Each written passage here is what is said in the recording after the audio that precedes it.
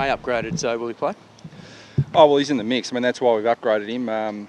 He'll certainly be in our squad, and we think he's done enough at VFL level. 29 possessions last week, and we've been looking for another guy who can play on the wing, and that was the methodology when we brought him into the club, that we knew he could play that position, and he's performed really well in the pre-season so far. So it gives us some more experience, and he's played 205 AFL games, so I'm sure he'll come in and acquit himself well. Mason Wood couldn't have pushed his case much harder in the VFL on the weekend. Is he a strong chance to play this weekend? Yeah, I mean, just purely through his form. We've always got decisions to make based on structure and balance, not just form alone. But I mean, Mason has known for a long time that we've got some key forwards who have been in good nick. But I've maintained to him that it's funny how a coach can change structure when form dictates it. So it's fair to say he couldn't have done a lot more last week and in the previous weeks. But he's a player who's got a lot of improvement left in him, which is fantastic for our footy club, because he's already going pretty well. 42 points up in that first term. Throughout the past few days, what have you identified as the key areas that you let yourselves down in for 3 quarters? Mainly that we couldn't control an 80km/h wind. That was part of the problem. We used it really well in the first quarter, and they used it really well in the second quarter. So there are always things you can identify, both in the contest and with your defensive system.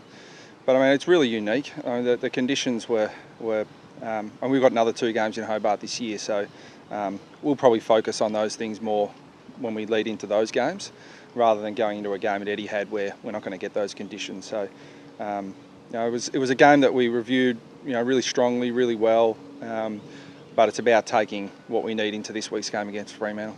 You got beaten pretty badly in contested possession against the D's, Brad. Unusual for you. How much of a factor was Max Gawn in that? Oh, he's significant.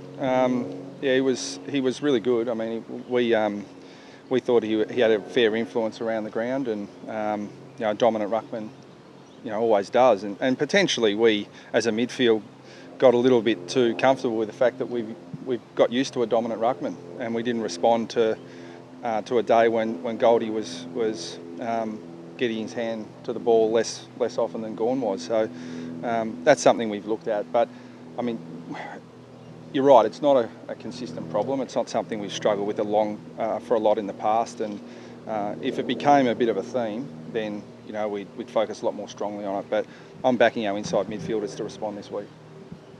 What are you expecting out of Fremantle?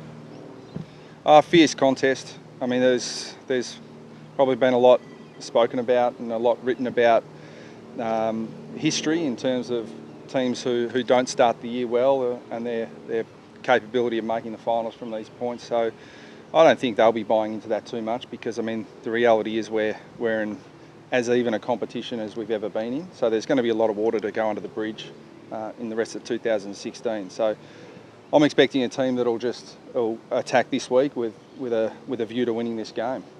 We're doing the same. I mean, once the ball bounces at the start of the game this Sunday, it'll be us versus them. The win-loss record will be irrelevant. And they're a fierce team. They're a really competitive team. They're well drilled, and we're going to have to be at our best to beat them. How differently are they playing this year, Brad? Look, there are always subtle differences, but I find it a little bit hard, to be honest, to distinguish between what is an individual team change versus what is evolution of the game, because there are a lot of things that teams are doing at the moment that are the same. It's not unique to one team or another. It's the game changing. So they're definitely doing some things differently, but whether that's just Fremantle specific or evolution of the game in general, I'm not sure. But we'll do our work as we always do. I'm sure we'll be really well prepared, and we'll know what to expect come Sunday. Scotty, everyone loves kicking a goal, but when Boomer bags 6, does he get around the place with an extra spring in his step? Well, no more so than usual. I mean, he's our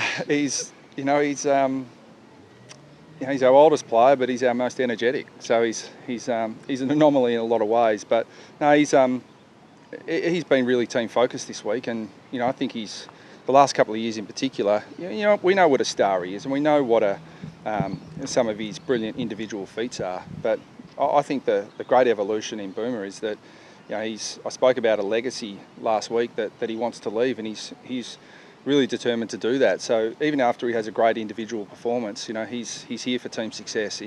If he doesn't get that, then playing on doesn't mean much. And playing for records, and he tells me every week he breaks the North Melbourne all-time games record. And hopefully soon enough he'll be breaking the all-time games record every week. But all of that is in pursuit of team success. I know 2017 is a long way off, but he could go around again, couldn't he, with the form he's in? Yeah, well, when I first started in 2009, or the end of 2009, I said to our list manager, Cameron Joyce, that I'm rapt to have the opportunity to coach Brent Harvey for a couple of years. And he's made a liar out of me ever since. And but we're also really clear in the process, and that is approximately round 17, around that stage of the season, then we'll assess things, because it's always going to be what's Boomer going to be like next year, not what he's like this year. So we can't make that decision now. I mean, it's fine for everyone to speculate and romanticise, and I'm happy for everyone to do that, but Boomer's been really clear on the process for the last 7 years, and so have I, so I don't think we'll deviate too far from that. Do you think players generally in this age, Brad, can play on a little bit longer? It seems like there's a lot of veterans around the league in very good form at the moment. Yeah, I do. I'm a big believer in that. I have been for quite a few years, and sports science has come a long way.